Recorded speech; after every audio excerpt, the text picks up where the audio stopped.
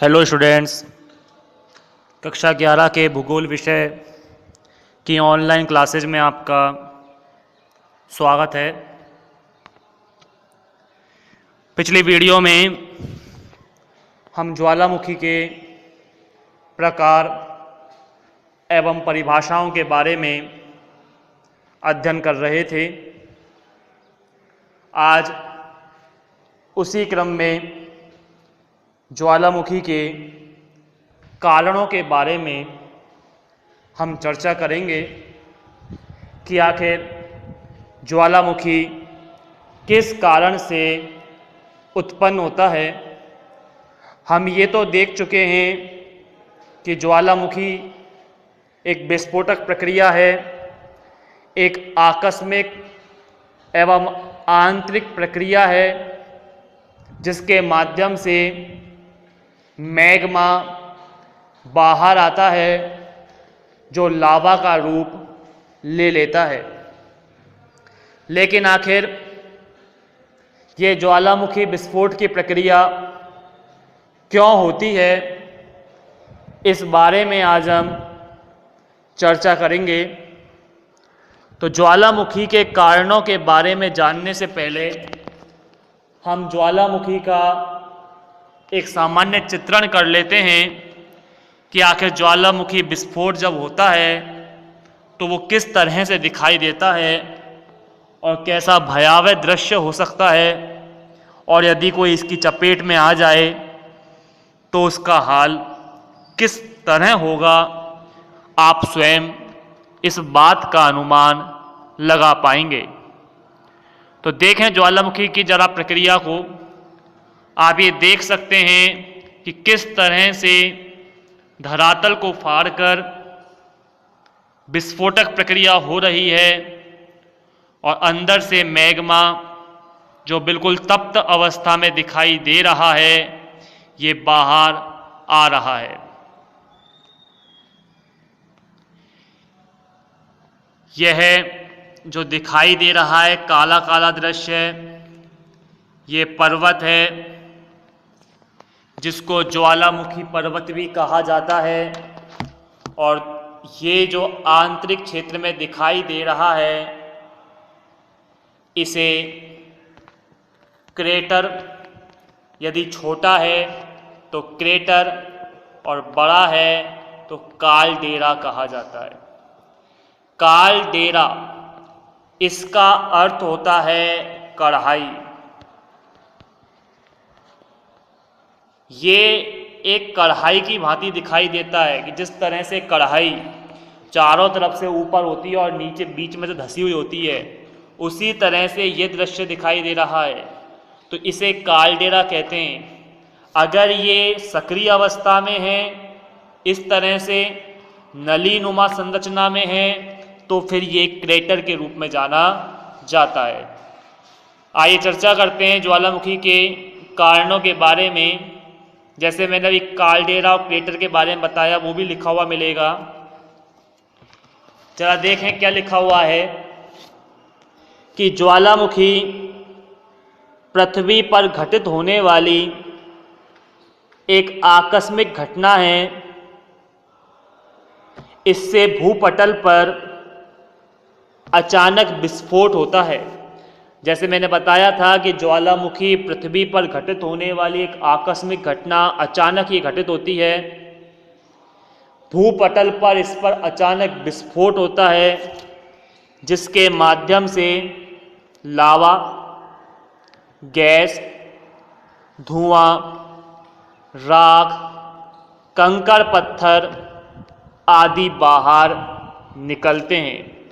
यानी लावा तो एक तप्त और तरल अवस्था में निकलता है, उसके साथ जो गैसीय अवस्था के साथ निकलते हैं वो धुआं, राख और आदि कंकड़ पत्थर भी निकलते हैं। आप देख सकते हैं इस तरह से भी ज्वालामुखी विस्फोट होता है। यहाँ इस चित्र के अंतर्गत आप धुआं निकलते हुए देख पा रहे हैं। ये पूरा धुएं का गुबार दिखाई दे रहा है। ये ज्वालामुखी पर्वत है। इसको विस्फोट करते हुए यहाँ से एक नली के नुमा लावा बाहर आ रहा है। ये लाल रंग का तप्त पदार्थ जो बहता हुआ देख पा रहे हैं आप दूर तक, ये पूरा लावा है जो आंतरिक क्षेत्र से निकलता है और बाहर आने पर इस तरह के दृश्य को, इस तरह धुएं को दृष्टिगोचर कराता है। तो अपने आप में भयावह डरावना दृश्य देखकर रूह कांप जाए, इस तरह के दृश्य को ज्वालामुखी के अंतर्गत देखा जा सकता है। ये घटनाएं घटित होती हैं धरातल के अंदर से, इसी तरह से आग यानी अंगारे बाहर निकलते हैं और आसपास के तमाम क्षेत्रों में भारी मात्रा में तबाही मचाने का कार्य करते हैं। तो हम देख रहे थे ज्वालामुखी विस्फोट के माध्यम से विभिन्न प्रकार के पदार्थ बाहर निकलते हैं। इन सभी वस्तुओं का निकास एक प्राकृतिक नली के द्वारा होता है जिसे निकास नली कहते हैं। किस तरह से देख सकते हैं इस निकास नली को? जब अंदर से, बाहर की बात नहीं कर रहे हैं हम अभी यहाँ पर, अंदर से जिस नली से होकर निकलेगा, जैसे मैंने एक बार दृश्य बताया था आपको कुछ इस तरह,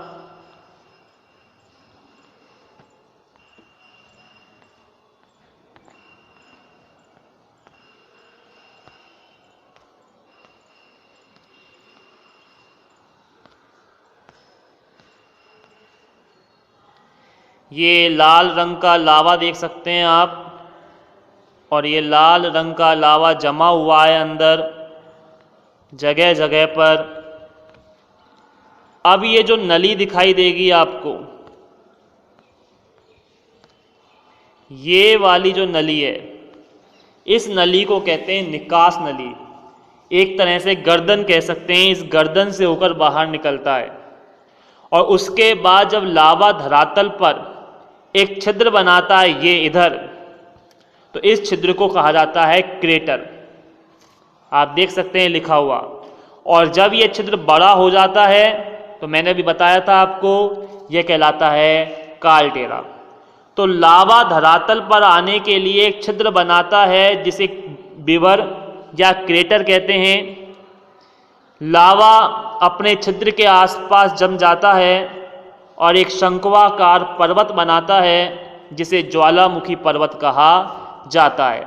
अर्थात इस तरह से विस्फोट होगा और लावा इस तरह से आकर पूरे में जम जाता है। तो ऐसा जो पर्वत बनता है उसे शंक्वाकार पर्वत यानी शंकु के आकार का पर्वत कहा जाता है। ज्वालामुखी विस्फोट की प्रक्रिया दो रूपों में होती है। पहली प्रक्रिया भूपृष्ठ के नीचे अर्थात धरातल के नीचे होती है, तो दूसरी प्रक्रिया भूपृष्ठ के यानी धरातल के ऊपर होती है। अर्थात जमीन के अंदर से तो विस्फोट होगा, वो तो आंतरिक प्रक्रियाओं में आ जाएगा, लेकिन बाहरी रूप में जब बाहर आकर पदार्थ जमता है तो ये पदार्थ के जमने की प्रक्रिया भूपृष्ठ के ऊपर होगी। भूपृष्ठ के नीचे यानी धरातल के नीचे तो लावा का जमाव हो रहा है, मैग्मा है जो पिघली हुई अवस्था में है, और बाहर आकर ये ठोस अवस्था में रूप प्राप्त कर लेता है। तो ये कह सकते हैं कि ज्वालामुखी विस्फोट की प्रक्रिया दो रूपों में होती है, एक धरातल के नीचे और दूसरा धरातल के ऊपर।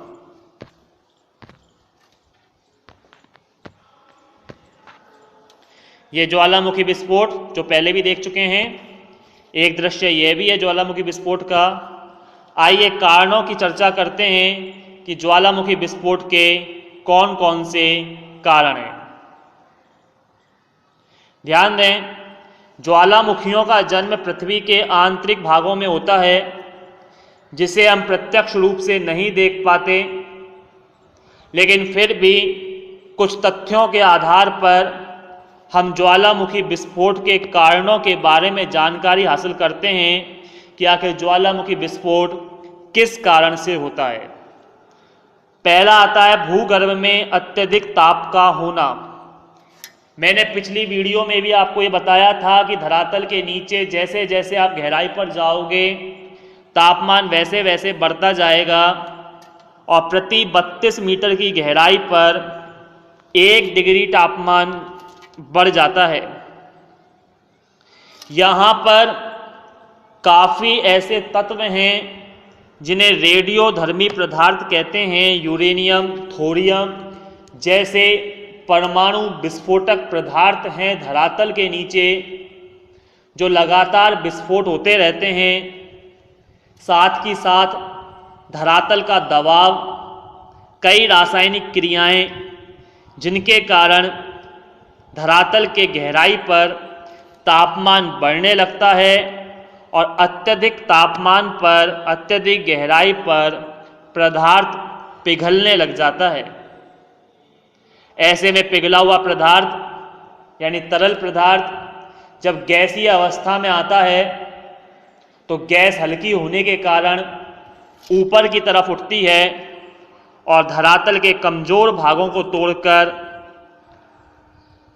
वह बाहर निकल आती है, जिसके कारण ज्वालामुखी विस्फोट होता है। तो ज्वालामुखी विस्फोट का पहला कारण, जो प्रमुख कारण माना जाता है, वो भूगर्भ में यानी धरातल के नीचे अत्यधिक तापमान का होना माना जाता है।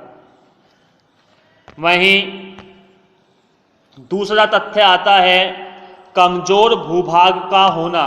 ये विशेष है क्योंकि हमने पहले ही देखा था ज्वालामुखी विस्फोट उन्हीं स्थानों पर होता है जो स्थान कमजोर हैं, क्योंकि आंतरिक जो प्रेशर लग रहा है, दबाव लग रहा है, वो ऐसे स्थान को ढूंढता है जिसको फाड़ना, जिसे विस्फोट करना आसान होता है। और जो स्थान कमजोर होता है उस स्थान को फाड़ते हुए अंदर का मैग्मा बाहर निकल आता है। तो देख सकते हैं कि ज्वालामुखी विस्फोट के लिए कमजोर भूभागों का होना अति आवश्यक है। ज्वालामुखी पर्वतों का विश्व वितरण देखने से ये स्पष्ट होता है कि संसार के कमजोर भूभागों से ज्वालामुखी का निकट संबंध है। जैसे प्रशांत महासागर का तटीय भाग, मैंने आपको बताया था प्रशांत महासागर के चारों तरफ सक्रिय ज्वालामुखी पाए जाते हैं जहां नियमित रूप से विस्फोट होता है, और इस एरिया को रिंग ऑफ फायर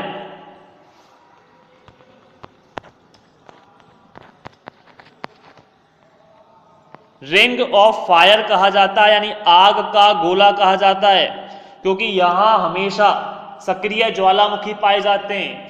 कारण है कि प्रशांत महासागर का तटीय क्षेत्र कमजोर है जिसे फाड़ना आसान होता है। वहीं नंबर 3 देखें, गैसों की उपस्थिति। ज्वालामुखी विस्फोट के अंतर्गत सर्व प्रमुख योगदान गैसों का होता है, क्योंकि गैस हल्की होने के कारण ऊपर उठती है और ऊपर उठने के कारण वह ऐसे क्षेत्र को ढूंढती है जहां से बाहर निकलना आसान होता है। और ये जो गैसें बनती हैं वो तापमान के कारण ही बनती हैं। कैसे, देखिए, ज्वालामुखी विस्फोट के लिए गैसों की उपस्थिति, खासकर जलवाष्प की उपस्थिति महत्वपूर्ण है। वर्षा का जल भूपटल की दरारों तथा रंध्रों यानी छिद्र द्वारा पृथ्वी के आंतरिक भागों में पहुंच जाता है और वहां पर अधिक तापमान के कारण जल वाष्प में बदल जाता है। समुद्र तट के नजदीक समुद्री जल भी रिसकर नीचे चला जाता है और जल वाष्प बनता है। जल वाष्प क्यों? क्योंकि पानी अंदर पहुंचा, अंदर गर्मी है, टेम्परेचर के कारण वह जल भाप बन गई, अर्थात गैसीय रूप ले लिया, यानी गैसों की अधिकता हो गई।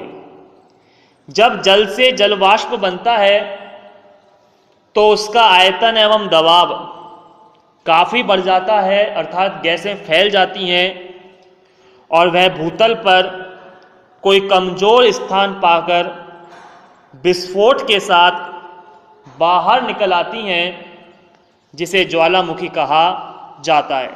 जिस बात की चर्चा पिछली वीडियो में कई बार कर चुके हैं कि धरातल के अंतर्गत ठोस पदार्थ गर्मी पाकर द्रव का रूप लेता है, यानी सॉलिड लिक्विड बन जाता है, और यही लिक्विड गर्मी पाकर गैस का रूप ले लेता है। गैस हल्की होने के कारण फैलती है और ऊपर की तरफ उठती है। परिणामतः ऐसा स्थान ढूंढा जाता है जिसको तोड़ना आसान होता है। धरातल के अंदर उपस्थित गैस ऐसे ही कमजोर स्थान को फाड़कर बाहर निकल आती है, जिसे ज्वालामुखी विस्फोट कहा जाता है। और इसी के अतिरिक्त एक चौथा कारण भूकंप भी है। भूकंप से भूपृष्ठ में विकार उत्पन्न होता है, अर्थात समतल भूभाग असमतल हो जाता है, असंतुलित अवस्था में आ जाता है। इसमें भ्रंश पड़ जाते हैं। भ्रंश का आशय होता है दरार, यानी धरातल में दरारें पड़ जाती हैं, और ऐसी ही दरारों की तो आवश्यकता होती है ज्वालामुखी विस्फोट के लिए। गैस ऐसी ही दरारों का सहारा लेकर बाहर निकलती हैं और ज्वालामुखी विस्फोट हो जाता है। ये भूकंप क्या होता है? वैसे तो एक सामान्य चर्चा के रूप में आपने सुना होगा धरातल का कांपना, लेकिन इसके बारे में विस्तार से चर्चा हम आगामी वीडियो में करेंगे। लेकिन आज जो हम चल रहे थे वो ज्वालामुखी विस्फोट के कारणों के बारे में हमने चर्चा की, और हमने ज्वालामुखी विस्फोट के दृश्यों को भी देखा कि किस तरह भयावह दृश्य उत्पन्न कर सकते हैं ये ज्वालामुखी। ये तो सिर्फ एक चित्रण है। यदि प्रत्यक्ष रूप से देखा जाए तो वास्तव में अत्यंत भयानक दिखाई देते हैं, जो भारी मात्रा में हानि पहुंचाने का कार्य करते हैं। तो आज के लिए इतना ही काफ़ी है। उम्मीद करता हूं ये टॉपिक आपको समझ में आया होगा। आगामी टॉपिक भूकंप की चर्चा हम आगामी वीडियो में करेंगे। तब तक के लिए धन्यवाद।